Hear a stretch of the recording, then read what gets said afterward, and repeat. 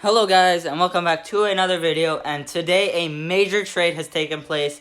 Finally, the end of the Jack Eichel saga has happened. The most talked about trade I think I've ever had in my life, or have heard of, that's not on the Edmonton Oilers, because I'm an Oilers fan. So outside of the Oilers, the most talked about trade I think I've had in a while.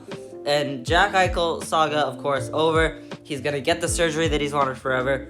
But honestly, the trade itself that happened today, I really don't think Buffalo did all that bad. So what I'm going to do is I'm going to go over the components and tell you who I think won the trade and go over all the things of the trade. But I'm going to start off with the Buffalo Sabres, as they have the most assets to talk about.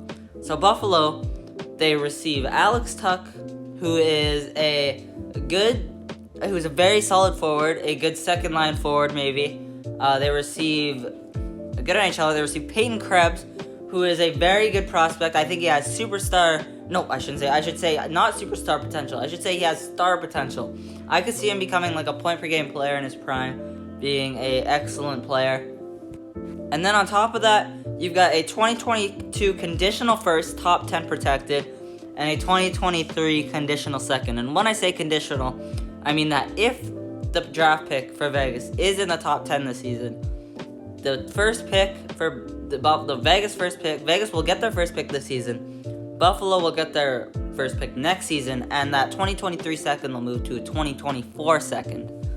So, and then on the Vegas side, Vegas gets Jack Eichel, superstar, and that 2023 will move to a 2024 if Vegas picks the top 10. So a lot of conditional things going on with the picks here. But overall, Buffalo, I think, gets a solid considering everything that's happened, I feel like Buffalo gets a solid group of trade stuff here. They get, like I said, a solid NHLer, a good prospect, a potential for a first-round pick that hopefully ends up being a good prospect for them. And Buffalo ultimately gets Jack Eichel. Now, Jack Eichel had a rough season last time he played, but he is a superstar, and he has superstar talent, and I think he will be a superstar. Imagine, all right? I just want you to take a moment. Just close your eyes, everybody. Close them and think. On the left side, you have Mark Stone. On the right side, you have Max Pacioretty. And in center, not only do you have... you don't have Chandler Stevenson or whatever, William Karlsson. I don't know who was playing there. No. You have Jack Eichel. Jack Eichel, imagine what he can do playing with these players instead of playing with whoever... Jeff Skinner, is that who he played with for a bit there? Victor Olofsson, who's good. No disregard to Victor Olofsson. But what I'm saying is this line for Vegas could be very deadly. And I don't know how Vegas is going to do this year. Right now they have $27 million on the cap, or long-term injured reserve alone. Or injured reserve, they have a lot of cap space on there. And when Eichel comes back, and it's estimated around end of February, how does this cap work? What did they do? How? Because I just don't know what they're going to do. But I like how everybody's always joking. Oh, Vegas is on Eichel. Vegas is on every big player available. But you want to know why? Because they're always actually get the big player. They signed Pietrangelo. They always make these big trades. They got Pacioretty. They've traded every one of their first-round picks. And Peyton Krebs was next, apparently. And now they got Jack Eichel. And honestly, Vegas letting him have his surgery, that's cool. I think the fans down there in Vegas will love Jack Eichel. But once again, I don't think Buffalo did a bad job.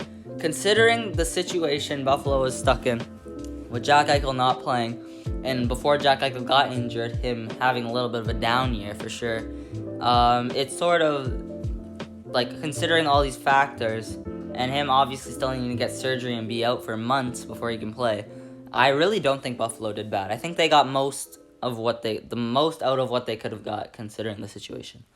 So overall, if I had to pick a winner, obviously I'm picking Vegas. They managed to get Jack Eichel without hurting their lineup too much, at all basically. I think this trade will be a big win for Vegas eventually when Jack Eichel plays. I think it'll show more next season than this season.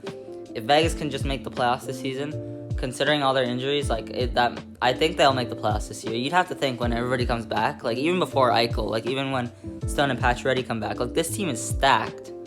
And I could see them getting a cup this year. They make the playoffs and Jack Eichel's healthy and playing good. This is a deadly team. So overall, I do have to say Vegas wins this trade. But yeah, really good trade for both teams. Best of what they could have got for both teams. So thank you for watching and hearing my input on this trade. And I will see you next video, which I actually have just filmed. It is a 32 players out to surprisingly good starts. This is a video I sort of had to film because, come on, it's the end of a huge saga. I don't usually do talk on trades and signings, but come on, it's the Jack Eichel trade. You have to make a video on the Jack Eichel trade. So thank you for watching, and I will see you guys in the next one.